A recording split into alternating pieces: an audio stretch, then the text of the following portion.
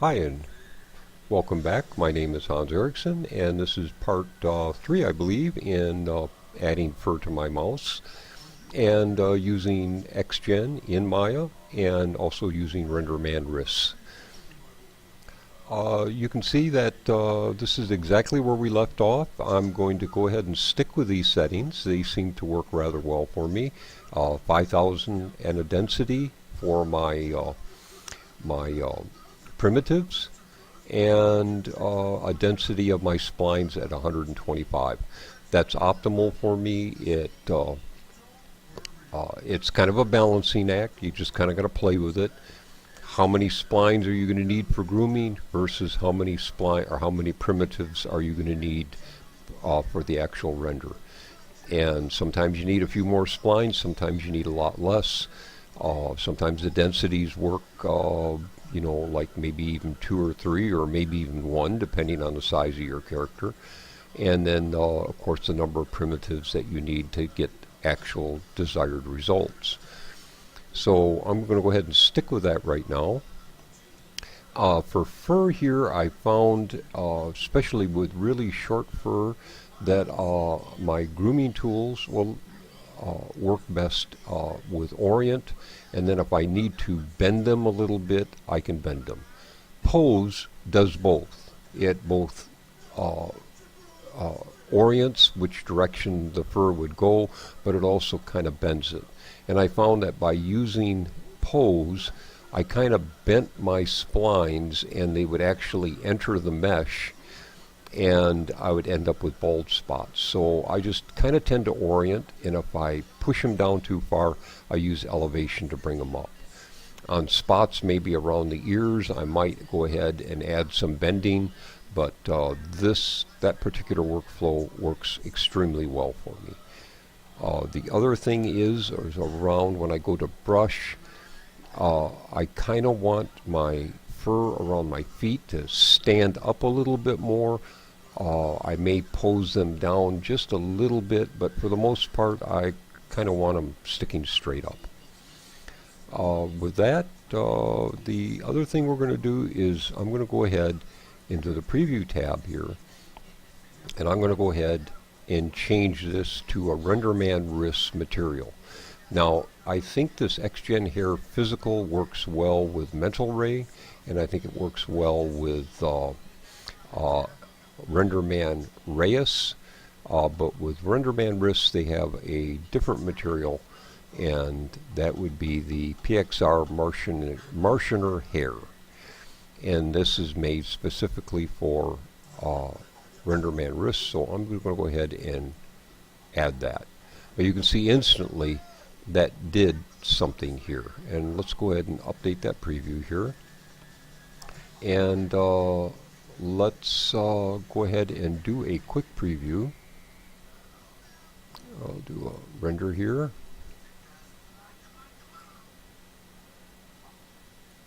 and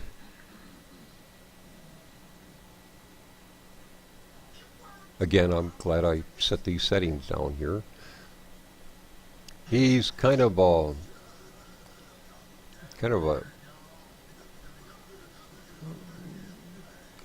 it's almost like a default Lambert color, and I really don't want that, although on some characters that might work well, but I kind of want my mouse to be kind of on the brownish side here. So what I'm going to do here is I'm going to go to the attribute editor. I should have, it did update it, and I'm going to rename this as nib fur, or nib, BODY fur and matte. And I also have a habit of renaming my shading group as well, so I'll rename this as nib BODY fur and shading group. There we go. Another thing you may notice is that there's no render, there's no fur there, and the reason being is if I come back to XGen and do the preview, or update the preview, it should be doing it anytime now.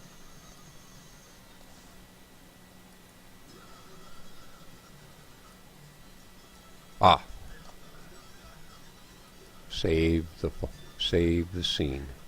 That's a funny thing with Renderman risks, is you constantly got to save these scenes.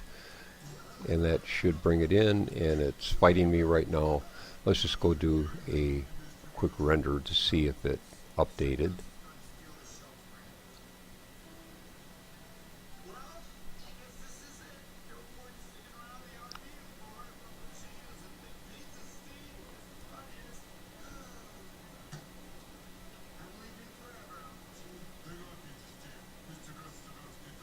And it did. It updated here, but it didn't update in the preview, so I'm not quite sure what that's all about, but we'll just leave it alone for now.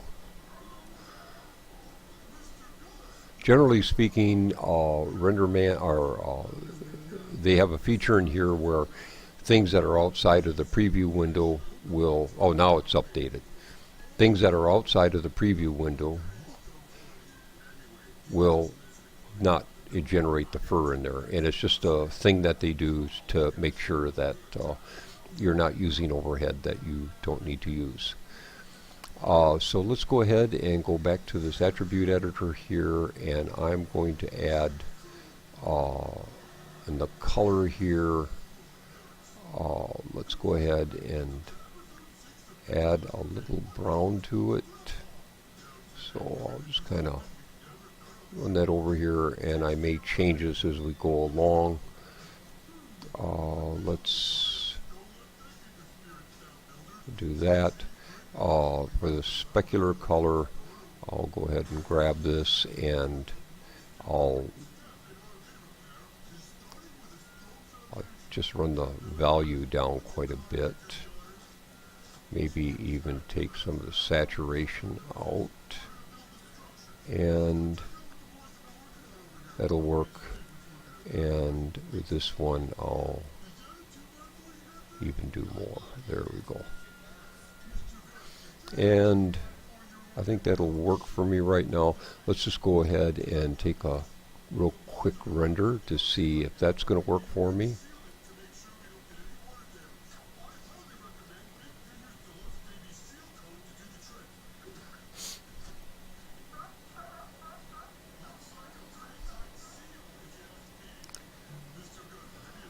And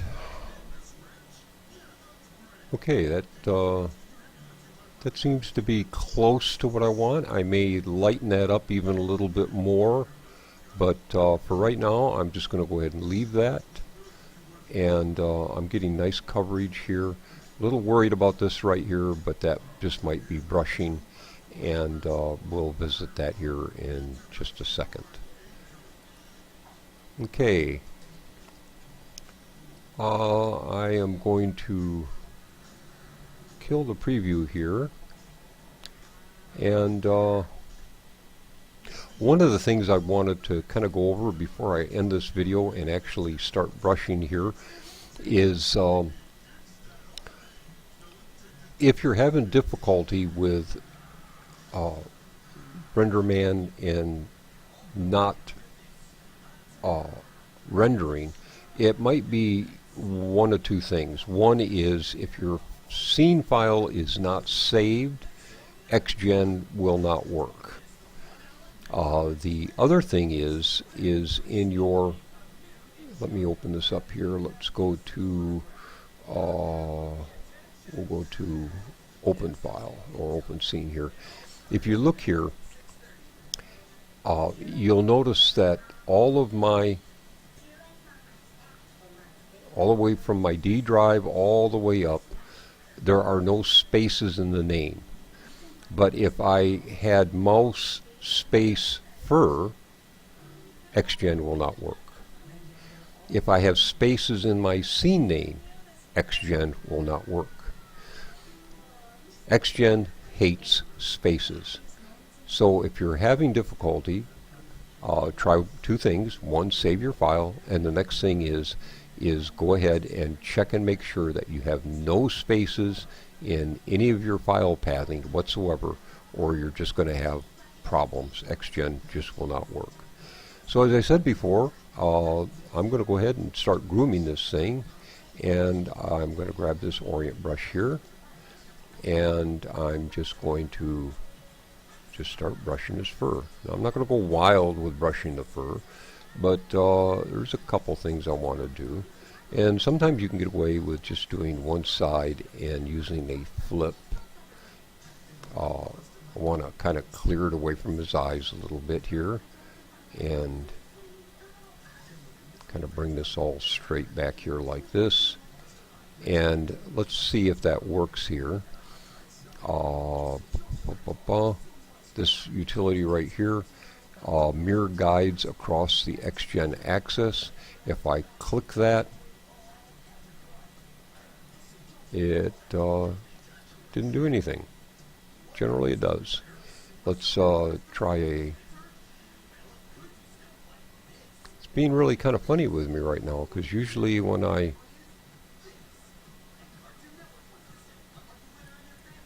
click that, it does it. But you can try that. Sometimes I guess it works, sometimes it doesn't. Worked for me beautifully not too long ago. So I'm going to clear this, and I'm going to continue brushing, and get this all brushed on the ears. I'm going to kind of stand the ears straight up a little bit, and if you want to change the size of your brush, simply I'll hold down the B key and drag it across like that, and that'll change the size of your brush. If you want to change the strength of your brush, under the grooming tools here, you can see the magnitude is at 8. I can pump that all the way up to 1 or even lower it. It's real aggressive when it's at 1, and it's less aggressive when it's the lower.